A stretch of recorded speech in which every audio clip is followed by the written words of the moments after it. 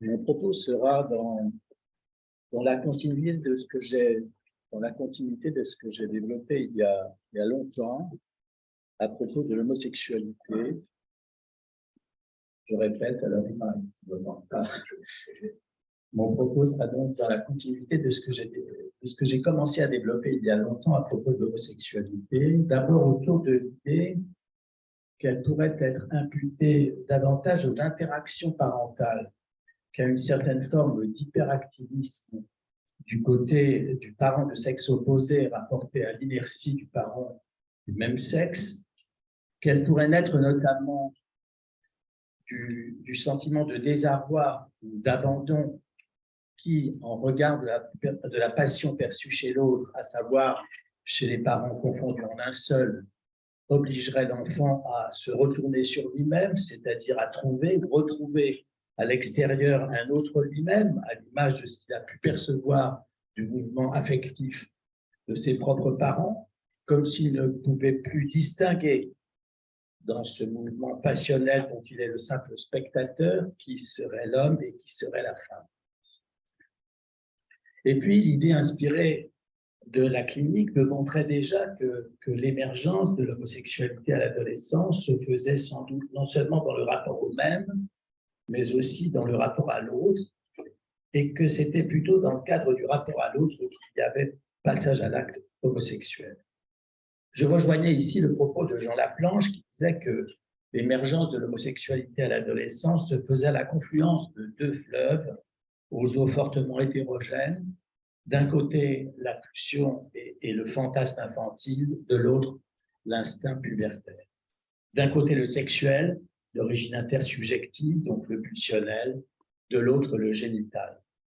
La pulsion venant avant l'instinct, précisait Laplanche, le fantasme avant la fonction, de sorte que quand l'instinct sexuel arrive, le fauteuil est déjà occupé. Je voudrais maintenant, à la faveur de 3 vignettes cliniques d'hommes homosexuels, dans des configurations différentes, faire avancer mon questionnement sur ce qui reste des premiers moments pulsionnels du côté d'une sexualité en activité manifeste, et sur la question non pas tant de l'ambivalence, c'est-à-dire de la coexistence d'attitudes affectives opposées, le plus souvent l'amour et la haine vis-à-vis d'un objet, ni de l'ambitendance, c'est-à-dire la tendance du sujet à vouloir ou à ne pas vouloir quelque chose, l'ambivalence de l'intention, en somme, avec l'impression d'hésitation permanente, mais plutôt celle de l'ambiguïté. L'ambiguïté au niveau de la pensée, de l'attitude, du comportement. L'ambiguïté étant à appréhender non pas seulement du côté du double sens, mais du côté de 2 temporalités conjointes, l'ambiguïté se différenciant de l'équivocité, qui frapperait l'ambiguïté de nullité, comme le disait autrefois Pierre Fédida. Le cas de cet homme, je l'appellerai Thomas, manifestement très attiré par des hommes d'apparence très masculine, mais qui, durant sa cure analytique, ne cesse de se questionner pendant de longs mois sur son orientation qui, selon lui, pourrait être tout autant hétérosexuelle qu'homosexuelle. On note qu'il aura eu de fait, suivant ses dires, quelques rapports sexuels avec une femme, mais aussi que pendant toute une période de sa vie, il aura vécu des rencontres sexualisées, essentiellement avec des hommes de passage. Une seule relation homosexuelle suivie pendant quelques mois, jusqu'à ce qu'il abandonne l'homme en question, dont la masculinité apparente, finalement, n'était pas suffisamment affirmée pour susciter chez lui une émotion durable. Il ne se voit pas pour autant vivre avec une femme. Et si les femmes apparaissent parfois dans ses fantasmes et dans ses rêves, et qui se sont troublés par ces apparitions féminines, l'homme ne semble jamais très loin. On note que le rejet parental de son homosexualité fut manifeste dans son histoire, mais que l'ambivalence était probablement présente au niveau latent chez chacun de ses 2 parents, l'un ne voulant pas y croire, l'autre faisant allusion à la plastique et au pouvoir séducteur, dévastateur pour tous les sexes de ce fils dès son plus jeune âge. Lui-même, pourtant, se souvient que très tôt, il ne plaisait pas aux filles, même s'il ne savait pas encore très bien s'il pouvait plaire aux garçons. Les premières approches se font au sein du cercle familial et de sa propre initiative, sans succès véritable cependant, ou plutôt un succès contrarié par un vif rappel à l'ordre parental qu'il ne manquera pas d'évoquer en séance avec amertume. Le souvenir est encore très présent dans son esprit de ces jeux de simulacres pleins de sous-entendus. C'est seulement quelques années après sa majorité, donc assez tard, qu'une rencontre homosexuelle furtive lui fait enfin franchir le pas de la rencontre homosexuelle véritable, par facilité pourtant, dira-t-il, après plusieurs tentatives de liaison avec des femmes, liaison le plus souvent platonique. Sa vie sexuelle et sentimentale restera cependant pour lui pendant de longues années un échec retentissant. Le désespoir s'étendant d'ailleurs à tous les secteurs de son existence. Dans son travail d'analyse, la plainte semble ne jamais pouvoir en finir. La plainte pour se protéger d'un bonheur si proche qui nous emporterait, comme disait François Roustan, qui nous emporterait vers les risques de l'invention gratuite, de l'aventure amoureuse. Le patient le dira lui-même à propos d'une rencontre qui aurait pu fonctionner, mais il a laissé passer. Je fuyais le bonheur, dira-t-il. Il est, pour y dire, en reprenant les propos de Camille de Toledo, de son Histoire du vertige, il est dans le vertige de la chute, dans le vertige de la déliaison. On est frappé dans le discours qu'il tient sur lui-même par la manière dont il fuit très tôt ses élans homosexuels, interrompus dans leur mouvement par le conformisme parental, comme je le disais, et puis par plusieurs membres de la famille aussi très rejetants vis-à-vis d'une orientation sexuelle qui sortirait des normes hétérosexuelles, empêchant en quelque sorte le tâtonnement nécessaire, le balbutiement nécessaire justement à l'enfant puis à l'adolescent pour qu'il trouve sa juste place. Je lisais encore récemment dans le travail de thèse presque finalisé de Béthézard, mais aussi dans la presse généraliste, d'ailleurs, la difficulté encore aujourd'hui, en dépit du Pax et du mariage pour tous, à se dire bi, lesbienne ou trans à l'adolescence, et le non-dit et le mal-être qui leur sont associés. Chez cet homme, c'est l'ambivalence parentale latente qui deviendra manifeste chez lui, mais qu'il ne pourra finalement dépasser que très tard, à la faveur de ses projections sur l'analyse et de la construction de cette chimère qu'évoquait Michel Debuzan pour parler de l'imbrication des inconscients, donnant lieu à des figures polymorphes imagées propres à faire surgir la vérité du désir. À l'inverse de ce cas, je pense à cet autre homme que j'appellerais Laurent, lui qui a su parfaitement son homosexualité et qui vit avec un homme depuis de nombreuses années, non sans avoir quelques aventures en parallèle. Il est au contraire entièrement tourné vers l'altérité. Et après un long travail sur lui-même, l'articulation entre courant tendre et courant libidinal a pu se faire, même si se sont opérés quelques cloisonnements entre sa vie conjugale et sa vie personnelle. Pas d'ambiguïté sur son choix d'objet chez lui. Dès la fin de sa période de latence, vers l'âge de 11-12 ans, son choix se porte du côté des hommes virils, revenant pendant son analyse sur cette période de balbutiement de sa sexualité, il s'étonne de ses fantasmes d'alors, souvent tournés vers le viol, alors qu'il deviendra plus simplement plus tard bon vivant, fêtard, épicurien. Il s'étonne de ses fantasmes, se disant combien il devait être terrifiant. Et puis il revient sur son propos pour les rabattre peut-être, dit-il finalement, du côté d'une simple excitation. À la faveur de son travail d'introspection de longue date, les fantasmes sont rangés à leur juste place, sans confusion avec la réalité. Les rencontres homosexuelles ont débuté chez lui relativement tôt, bien avant sa majorité. En sortant de la salle de sport à l'âge de 14 ans, il suit les pas d'un homme en traversant un jardin jusque chez lui, où a lieu sa première relation sexuelle sans lendemain, mais qu'il ne reniera pas et dont il ne ressortira pas traumatisé. Nul besoin d'en parler à ses parents pour le moment, et ce sera le début, sans addiction pour autant, d'une expédition, si j'ose dire, dans le champ de l'homosexualité. Il en parlera un peu plus tard. Il n'y aura pas de réaction au rejet de son choix d'objet sexuel de la part de ses parents pour qu'il reste l'enfant préféré, l'enfant doté de toutes les qualités. Pas d'ambiguïté en somme, congruence entre balbutiement de l'enfance et sexualité adulte. Je pense ici en analogie avec les différences entre transgenre et cisgenre, justement, à la question de l'accord ou du désaccord entre balbutiement et une certaine forme d'aboutissement de la sexualité adulte. Je pense enfin à un troisième homme que j'appellerais Mathieu, celui-là, au discours très cinématographique, comme s'il racontait son histoire de l'extérieur.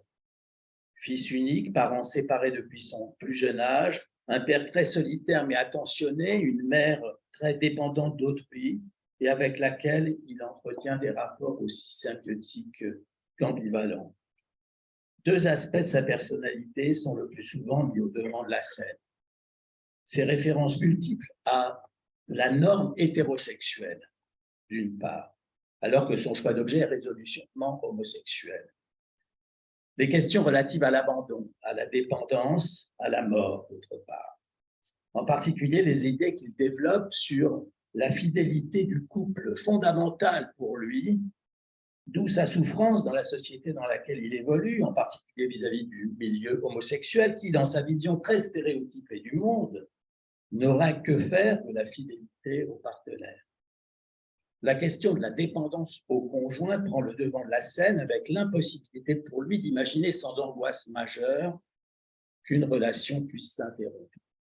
Et ce sont curieusement des images relatives à la mort qui le sortent de l'angoisse, qui ont sur lui un effet apaisant. La mort le hante et en même temps le rassure. Il navigue aussi donc entre deux stéréotypes. Le couple hétéronormé d'un côté vers lequel il est attiré et l'archétype du gay d'aujourd'hui dont il imagine l'existence inévitablement dissolue et qu'il rejette.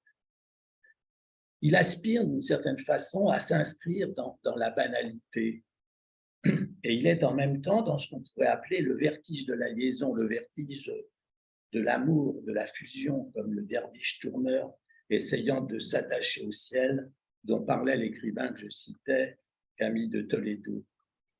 Voire le vertige de l'absolu, qu'évoquait le philosophe Éric Fiat pour parler de l'habitude dont nous avons besoin, dit-il, pour ne pas être victime à tout moment de notre vie, du vertige du possible. L'habitude qui, certes, ne suffit jamais à dissimuler totalement l'étrangeté de l'aventure humaine, mais qui permet que s'instaure, que nous avons nous-mêmes, aux autres et au monde, une certaine quiétude. Quand, à l'âge de 12 ans, Mathieu dit à sa mère avoir été abordé par un homme dans la rue, elle ne réagit pas. Il enchaîne curieusement sur la confiance totale de ses parents envers lui afin qu'il puisse de lui-même poser ses propres limites.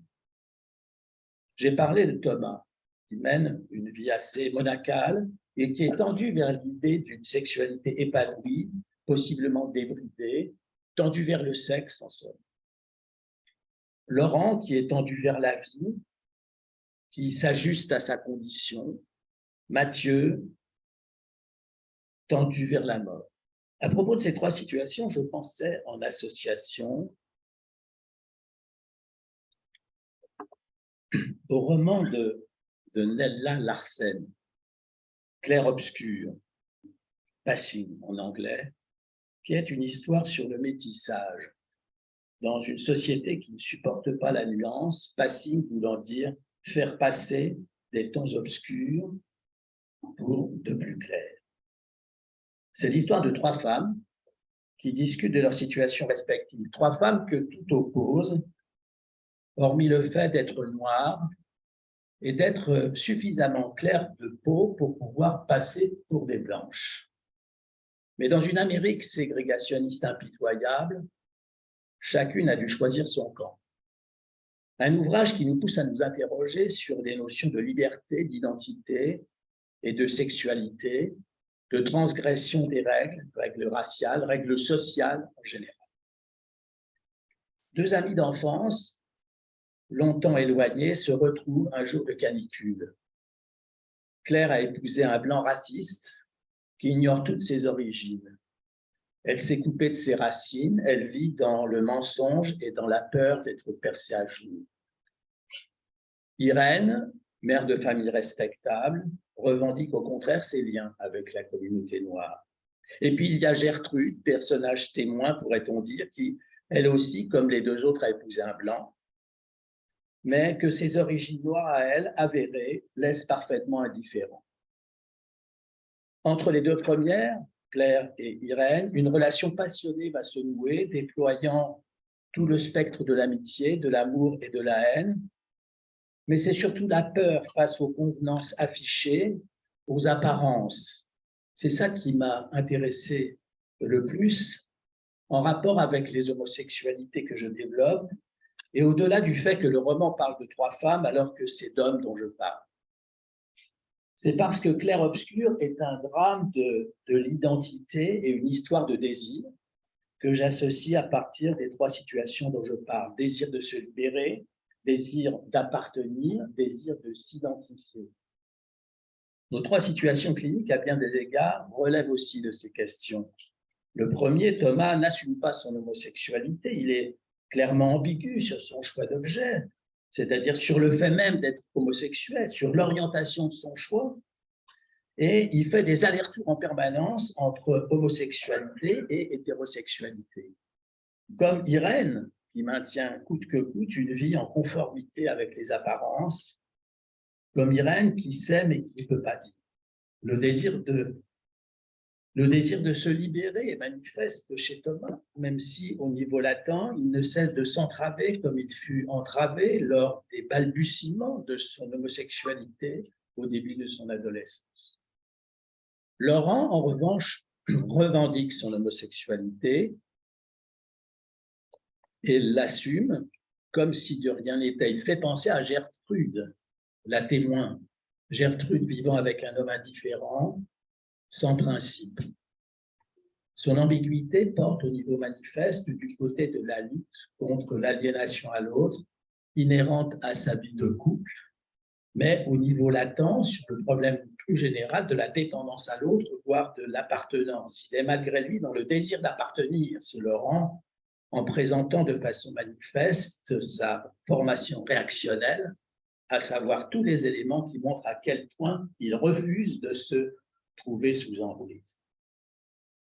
Mathieu, le troisième, comme Laurent, revendique son homosexualité, mais voulait trouver le mode de vie idéal qu'il imagine d'un couple hétérosexuel, qu'il situe du côté, comme je le disais, du stéréotype, de la banalité, de la transparence. On peut penser à Claire, qui veut tout connaître des marges et des frontières qu'elle transgresse. Claire, la dissimulatrice, qui épouse un blanc raciste, jouant un jeu dangereux en quelque sorte. Et c'est sur le mode de vie homosexuel que porte l'ambiguïté de Mathieu, mais à la différence du cas précédent de Laurent, c'est la symbiose qu'il cherche, lui, et non le mode de vie libertin. On est dans le désir de s'identifier, sa soif de conformité à un modèle est telle qu'il est prêt à tout sacrifier pour entrer dans une certaine forme de complémentarité avec lui.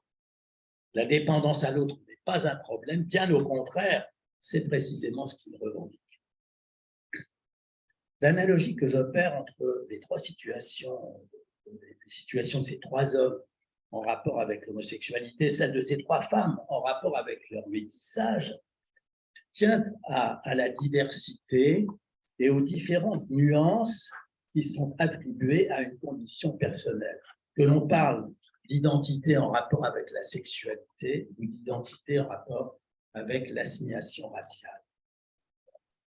Nous savons qu'aujourd'hui, suivant une conception élargie et englobante des problématiques d'identité ou de non-conformité de genre très diverses, serait à considérer comme transgenre aussi bien le transsexualisme avec transformation hormonochirurgicale partielle ou totale, les intersexuations avec ambiguïté des organes génitaux, le transvestisme identitaire, ainsi que les hommes efféminés se revendiquant hommes ou les femmes viriles se revendiquant femmes. Vous aurez compris que ma tendance s'oriente davantage du côté de la convergence des luttes, faire converger des luttes différentes dans un mouvement social commun, l'idée d'aller ensemble vers un objectif commun, ce qui est unifiant donc au niveau général, ce qui unit sur la base la plus large possible.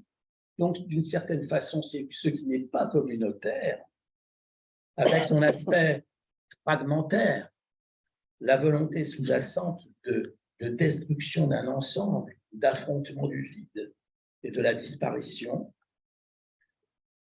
Ma tendance s'oriente davantage de ce côté que du côté de ce qu'on appelle aujourd'hui l'intersectionnalité, à savoir le cumul de conditions, de problèmes, de formes d'oppression sur une même personne ou un même groupe qui poussent à agir sur différents champs. Car dans ce cas, c'est unifiant au niveau d'un groupe, mais pas forcément au niveau général. Ça unit sur une base minimum, c'est pour le coup communautaire. On est davantage là dans la fractalisation, c'est-à-dire dans un monde opérationnel, diffracté, segmentaire, replié sur lui-même, n'offrant pas plus d'ouverture que de fermeture. Depuis le début de ma recherche en vue de vous parler de ces balbutiements du sexe en rapport avec le processus adolescent, je m'aperçois que c'est la notion d'hésitation, de vertige, d'indécision qui me venait en tête.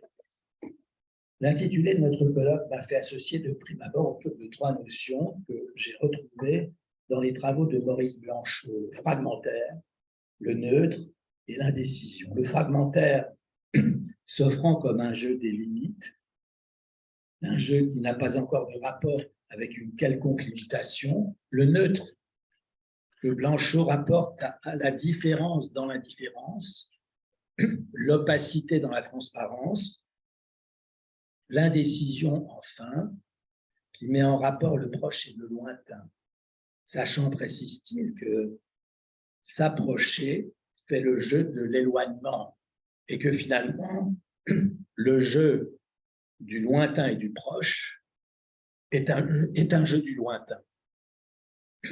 Ainsi, je partais de notions très théoriques, vous voyez, pour en arriver à cet intitulé très basique que j'ai donné à mon propos, les balbutiements du sexe. Je parlais du lointain pour parler du proche. Et c'est peut-être toute la question de ces balbutiements du sexe qui passe par la maladresse et la confusion, les tâtonnements, les oscillations, le vacillement. J'ai procédé par approximation successive, l'une des plus anciennes méthodes de résolution approchée des équations, ou par analogie, si vous préférez. C'est la diversité des situations qui frappent, et si j'ose dire, leur couleur qui est en jeu et qu'il convient de respecter avant tout, que l'on considère la couleur comme une qualité de surface, ce que pensaient les pythagoriciens, ou comme une pure qualité lumineuse, comme le pensaient les platoniciens. Les balbutiements du sexe sont peut-être à l'image des phasmes qui font de leur propre corps le décor où ils se cachent, en incorporant ce décor où ils naissent. Je vous remercie.